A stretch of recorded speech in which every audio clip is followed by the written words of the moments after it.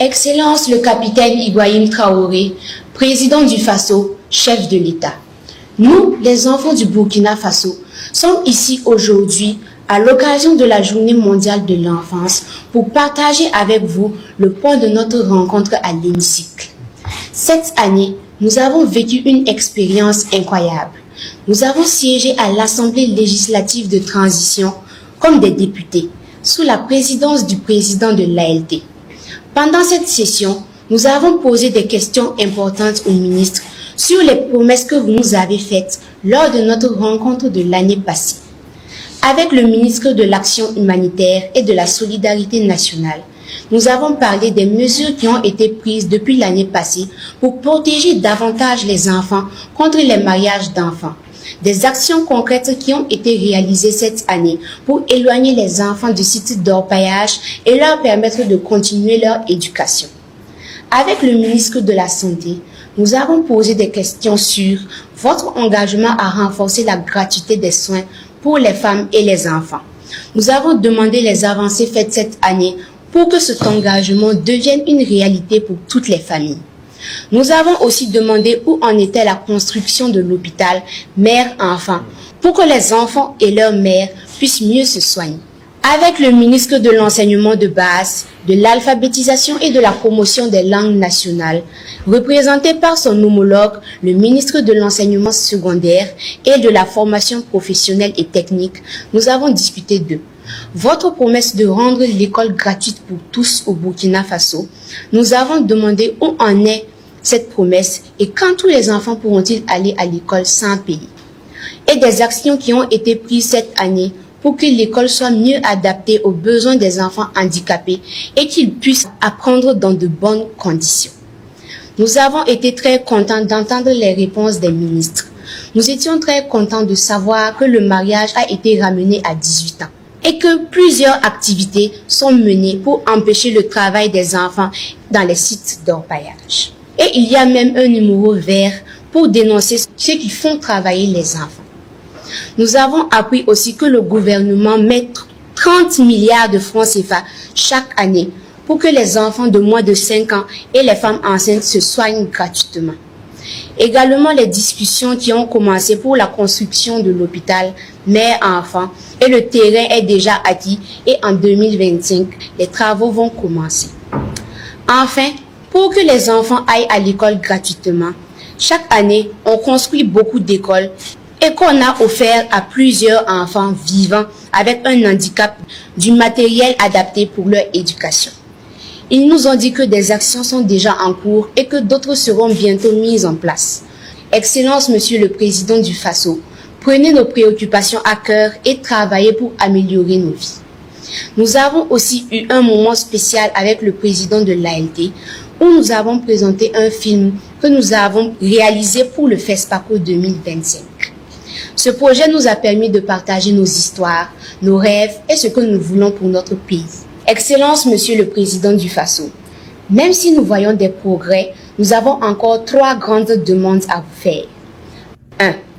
Excellence, Monsieur le Président du Faso, nous avons entendu dire que même si la loi a ramené le mariage à 18 ans, il y a l'exception à 16 ans. Pouvez-vous leur dire de fixer ça à 18 ans sans exception si possible? Cela protégera toutes les filles contre les mariages précoces et leur permettra de rester à l'école et de vivre leur enfance. 2. Excellence, Monsieur le Président du Faso, nous sommes contents que vous avez instauré le 15 mai pour nous permettre de connaître notre tradition. Mais nous avons peur que nos papis et mamies pensent qu'ils peuvent exciser les filles et marier les enfants. Nous voulons vous demander de, si possible, prendre la parole officiellement pour leur expliquer le sens de la journée du 15 mai, journée des coutumes et des traditions et dans toutes les langues. Excellence, Monsieur le Président du Faso, nos parents nous ont expliqué que la loi prévoit que les enfants qui ont commis des délits mineurs n'aillent pas en prison, mais qu'ils fassent des travaux légers comme désherber le CSPS, nettoyer la cour de l'école. Pouvez-vous demander au juge d'appliquer cette décision? Cela évitera aux enfants d'aller en prison et d'être en contact avec de mauvaises choses. Excellence, Monsieur le Président du Faso, nous savons que vous nous écoutez et que vous êtes prêts à agir pour nous protéger. Ces changements sont très importants pour nous et nous permettra d'avoir un avenir meilleur. Merci, Excellence, Monsieur le Président du FASO, de toujours penser à nous, de nous protéger, de nous soutenir et de construire avec nous un Burkina Faso où chaque enfant peut être en sécurité, aller à l'école et réussir dans la vie. Nous vous remercions. Les amis, j'espère que vous avez vous-même suivi cette vidéo. Cette jeune fille m'a laissé tout simplement bouche bée. J'ai voulu partager cela avec vous, juste dû au fait que je vois des enfants comme ça, des jeunes filles prendre conscience ou bien avoir même le courage de se placer devant un chef d'État et de lui poser des questions sans toutefois trembler, sans toutefois fermer les yeux, avoir peur. Je trouve ça très courageux.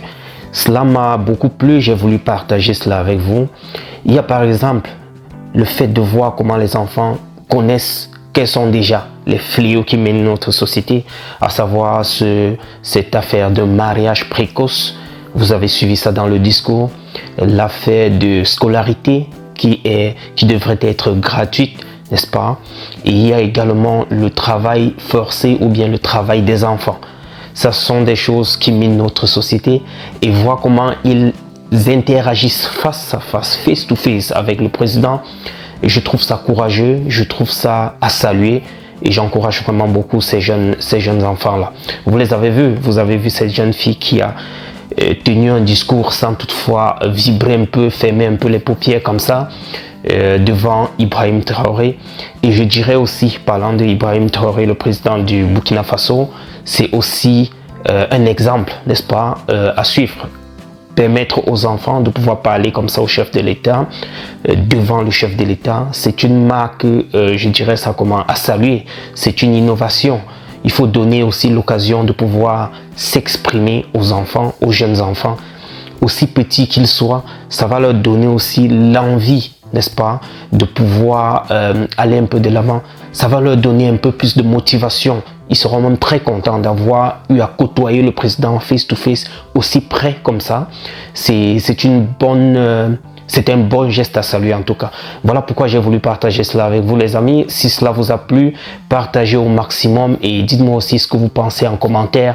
N'est-ce pas une bonne chose que beaucoup de pays africains pourraient copier? Allez, on se retrouve dans la prochaine publication les amis et d'ici là, portez-vous bien. Ciao.